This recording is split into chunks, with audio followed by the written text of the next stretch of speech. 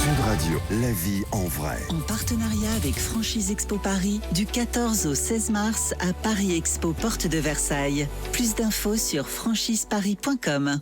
Et ce matin, je reçois la directrice du développement à Chicken Bang. C'est le précurseur de la street food coréenne en France. Bonjour Florence Péchard. Bonjour, enchantée. Et merci d'être avec nous ce matin. Vous serez présente du 14 au 16 mars au salon Franchise Expo à Paris, porte de Versailles. Racontez-nous déjà comment elle est venue cette idée d'ouvrir des restaurants comme ça totalement dédiés à la street food coréenne.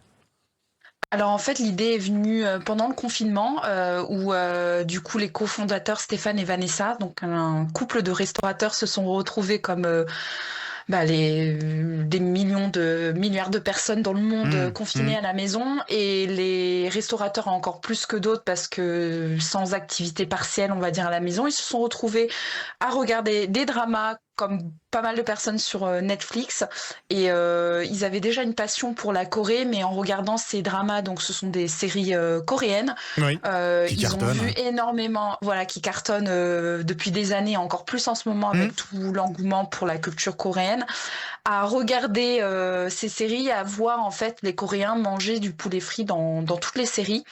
Et c'est là qu'ils se sont dit, mais en fait, il y a quelque chose à faire en France. On a déjà des restaurants traditionnels coréens, mais la street food, qui est en fait un mix de la cuisine américaine aux saveurs coréennes, n'existe pas. Donc ils ont eu l'opportunité d'ouvrir le premier restaurant à Pardieu en 2022, en donc avril à Lyon. Ouais. Exactement, à Lyon. Ouais. Et après, ils ont développé cela avec un concept. La particularité de ce concept, c'est que vous misez à fond sur l'immersion. On est vraiment sur... C'est très tendance en ce moment, les restaurants immersifs, quoi. Oui, tout à fait. Moi, je suis arrivée justement quelques mois après cette ouverture pour piloter ce projet de développement et l'ouverture du coup des restaurants qui ont suivi. Et je pense qu'aujourd'hui, les gens ne viennent pas au restaurant que pour manger. Ils sont vraiment à la recherche d'une expérience. Et c'est ce qu'on essaye de créer, d'offrir en fait aux clients, aux consommateurs, plus que un simple repas, mais une vraie immersion culturelle et je dirais même émotionnel, parce qu'on va jouer sur tout l'aspect architectural. Nous, on recrée vraiment des Séoul by Night, on va dire, avec un jeu de néon, de lumière, des faux magasins, etc. Si vous regardez un peu la street food, comment elle est consommée en Asie, vraiment dans la rue, devant les devantures de magasins. Ouais, ce sont des rues qui sont reproduites, quasi. En fait, c'est ça l'idée. Ouais. Oui. Ouais. Alors, du coup, nous, de reproduire des rues complètes, c'est compliqué parce qu'on est sur une parcelle, on va dire, de 150 mètres carrés. Ouais. Mais en tout cas, on essaye de recréer cet univers avec, dans notre restaurant de Lyon Centre-Ville, rue Neuve, à Cordeliers, on a l'impression de rentrer dans une ruelle avec du pavé au sol, des briques, des devantures. On arrive même à mettre parfois des blocs de clim pour jouer le jeu au maximum. C'est génial. Et alors, c'est quoi exactement les plats qu'on va retrouver? Alors, Chicken Bang, donc c'est pour faire référence au chicken, au poulet, c'est ça? Exactement. En fait, le mot chicken en Corée fait référence au poulet frit. Pour le mot poulet, il y a un autre terme.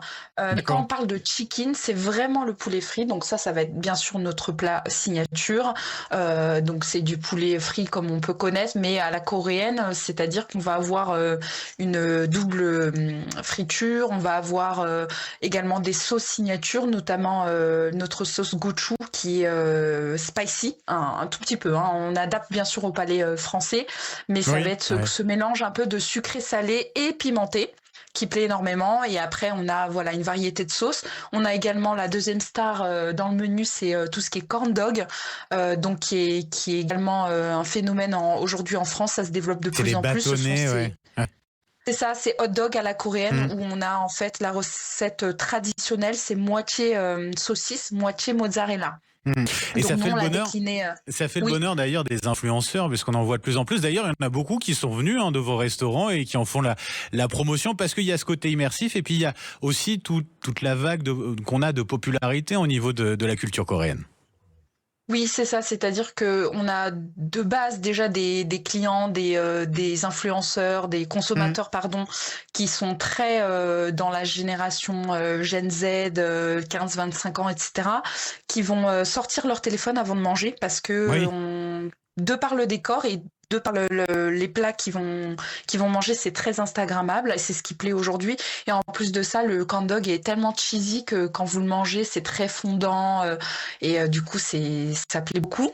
Et après, je vous cache pas que c'est aussi un autre de nos points différenciants, je dirais, par rapport aux autres concepts, c'est qu'on va faire on va beaucoup jouer sur la communication digitale. Bien et sûr, qu'on fait énormément d'appels à ces influenceurs pour un peu démocratiser cette street food coréenne. Bien sûr, on en est où du développement aujourd'hui de Chicken Bang? Vous avez combien de restaurants? Vous en avez en franchise et puis d'autres des succursales, c'est ça?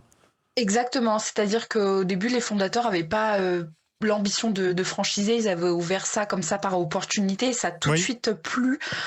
Donc on a ouvert 3 autres succursales la deuxième année d'ouverture, donc on est passé à 4 restaurants.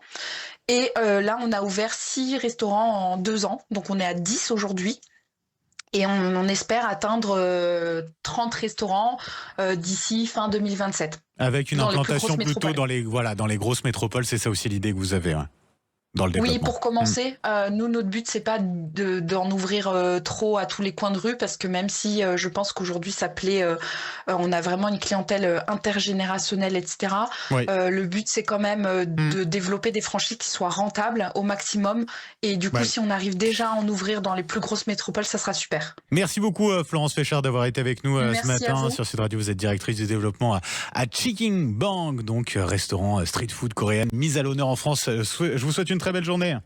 Merci à vous aussi. Bonne journée. Au revoir.